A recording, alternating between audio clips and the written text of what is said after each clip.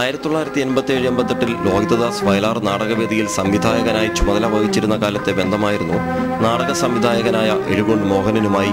അവിചാരിതമായി സഹപാഠിയെ കണ്ടുമുട്ടിയ മോഹനൻ സഹപാഠിയുടെ ജീവിതകഥ ലോഹിക്ക് കൈമാറുന്നു. ഇത് ലോഹിതദാസ് സിനിമാ രംഗത്തെത്തിയപ്പോൾ തിരക്കഥയാക്കി കിരീടം സിനിമ പിറന്നു. ലോഹിതദാസ് എന്ന തിരക്കഥാകൃത്ത് ഹിറ്റ് മേക്കറാകുന്നത് ആ സിനിമയിലൂടെയായിരുന്നു. കിരീടം എന്ന് പറയുന്ന സിനിമയിലെ ഈ കഥാപാത്രം യഥാർത്ഥത്തിൽ ജീവിച്ചിരുന്ന ഒരു കഥാപാത്രമാണ്. എൻ്റെ ഒരു സ്നേഹിതൻ, എൻ്റെ ഒരു ക്ലാസ്മേറ്റ് ആയിരുന്നു അദ്ദേഹം.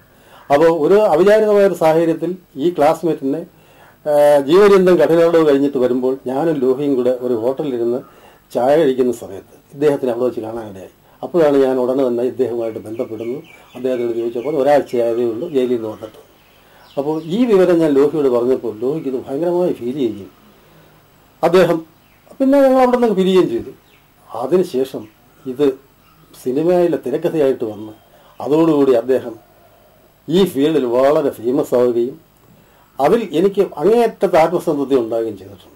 3 വർഷത്തെ ബന്ധം വഴിപിരിഞ്ഞ് 20 വർഷം. നേരിൽ കാണാൻ മോഹനൻ നടത്തിയ എല്ലാ ശ്രമങ്ങളും പാഴായി. എന്നേക്കും അത് സഫലമാകാത്ത പകൽ സ്വപ്നമായി. രാജ്കുമാർ, ന്യൂസ് ബ്യൂറോ, കൊല്ലം.